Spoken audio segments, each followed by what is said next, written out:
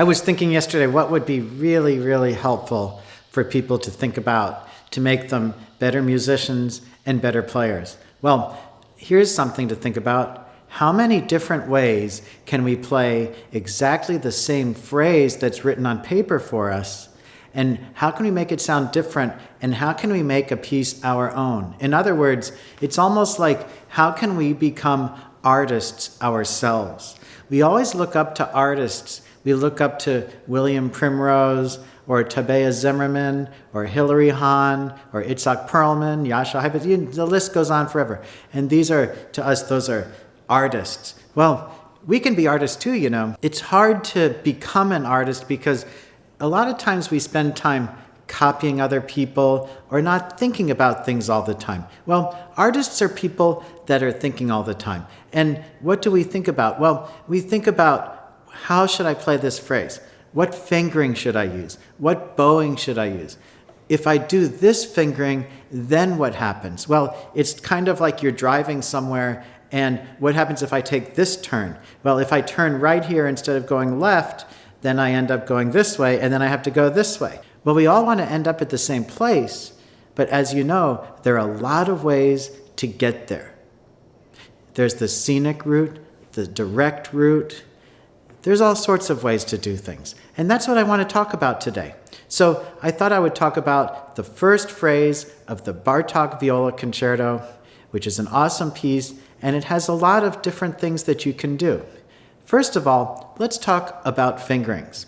What about fingerings makes something good? Well, the first thing I always think about is, can I play this fingering in tune? Is it easy for me?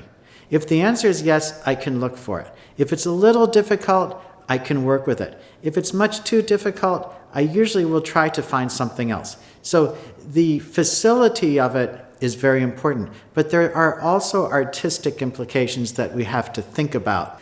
Almost the entire thing, well, actually the entire first phrase can be done only on the A string. So that's where I would start. So I'm going to just try that with a fingering that goes only on the A string.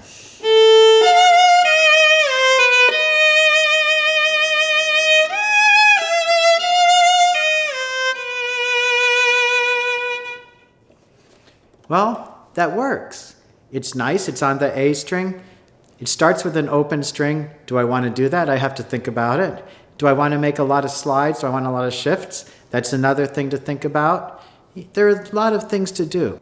So I'm going to try a bunch of fingerings and see what happens. So the first one is, I'm going to start with the open string, and I'm going to go to third position first.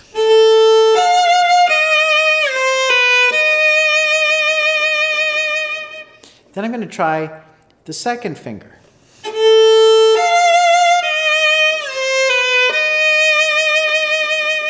So one way I'm shifting from 2 to 2. The other way I'm shifting from 1 to 2. They have a different vibe to them. When I shift from the second finger to the second finger, it has kind of a slidey feel. When I go from the first finger to the second finger, it has a little bit more swag to me. So do I want that right at the beginning? I have to decide that. So I'm going to think about that. But what happens if I go to the fourth finger?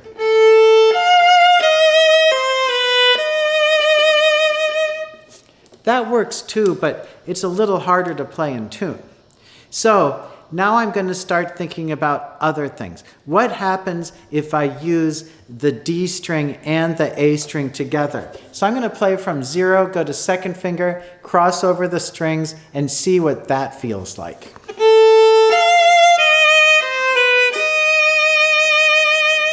Well, that feels really good. And it's interesting because I have two colors. I have a brighter and a darker, and back to the bright. And it's interesting because when I go, if I continue the phrase, so I have, and so I have a lot of consistency there. So now I'm starting to think, maybe it's good to have a couple of notes on the D string so that I have that consistency. So let's try another fingering.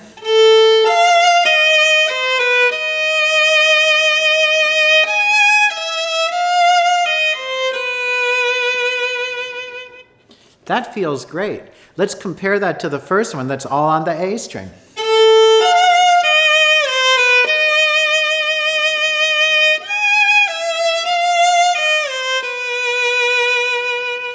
That's also good, but you'll notice that you hear the shifts. When I start the piece, a lot of times when I start, I want things as simple as possible. So as far as my thinking goes, I probably will take the one where I go to the D string, stay in the position, and I'll feel good about it. So you get an idea that there are a lot of ways to do fingerings. There's so many combinations. If I go through the whole thing, this video is going to be too long. But please just get the idea that as an artist, it's my responsibility to figure out how to pick fingerings that put the piece as mine. So it becomes my rendition of this piece, not somebody else's. And my choices that I make reflect what I think sound good and what I think feel good to me when I'm playing those things. Now, a very important thing, I don't know if you noticed before, but sometimes I start this piece up bow, and sometimes down bow. Well, these are very different things to me. To a lot of people, they can say, well, it sounds about the same. But the up bow makes me have an uplifting feeling in the piece, that I'm lifting the piece up. The down bow, it tends to make me feel a little bit more solid, a little bit more stately. So that's going to sound a little different. It's a little more direct. I usually tend to think that this piece has a mysterious feeling to it. So I like the feeling of the up bow kind of lifting the piece up for me. But I also sometimes like the idea of the down bow introducing the piece as a very solid piece of music. So there are two different ways to go. Which one's better? Well, neither is better. That's the whole thing. We have to be able to think, well, whichever one I do is the way that this piece is supposed to go right now. And if we have that idea and the confidence to play like that, then the piece is always going to be good. If we try to play like everybody else, then there's no real reason for a lot of people to play this. We always have to have that in our mind. So the great part about being a musician is the ability to always search for what we want and how we think that the piece should go. It's great to have teachers that give us fingerings. We probably could not live without that. But it's also great to have a mind that's always thinking and creating and trying to find something that's better.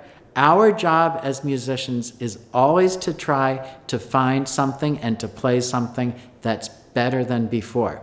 And if we continue to do that, we become very, very successful as a musician. So let me try to play the next phrase. If I start that with a fourth finger,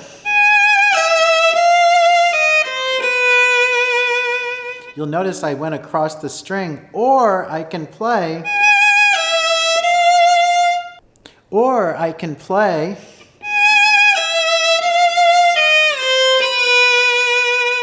coming back down on the A string. The A string is bright.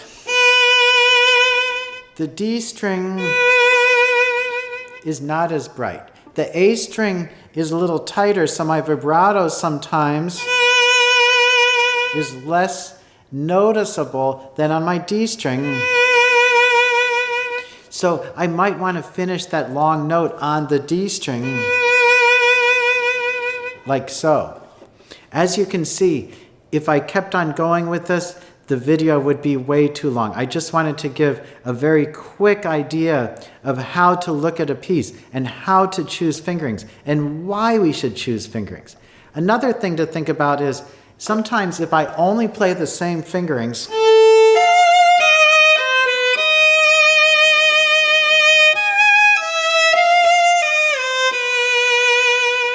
it starts to get stale because especially a large piece like the Bartok-Viola-Concerto, if I have to keep on playing like that and study the piece for 6 months, a year, a lifetime, it gets a little stale. So then when I say, well, you know what, today I'm going to start this up bow.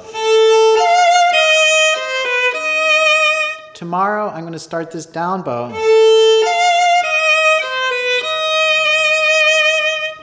then I have a fresh, new piece to look at. And that's good for me because when something's fresh and new, it makes me have a different perspective. And that's what we're looking for as artists. How do you become an artist? You try to see things from all different perspectives. And that's what I'm doing. Well, I think I'm going to stop now. I just wanted to give kind of a quick look at how does a person become an artist, and how do we achieve that, and how do we look for fingerings?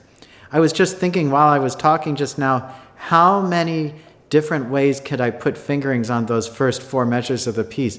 And I can't even count that high. I think we could there's an infinite number of ways to do it. And our responsibility as a good musician is to try a whole bunch of them and choose which ones match our playing the best. And another thing, just to finish, is that I want to say that generally for each piece, especially one of this magnitude, I will have 2 different ways at least that I'll play, so that when I get up on stage, I always have an option to choose depending on how I'm feeling at that time. Both how am I feeling? Do I feel comfortable playing this way, or do I feel comfortable playing that way? And the feeling of, I think it should go this way today, or I think it should go this way today. So that there are always choices. Our choices are what make us become artists. So I hope that you enjoyed the video today, and I hope it's interesting. And please drop some comments down below. I think it's a good way to start a discussion. And until I see you the next time, happy practicing.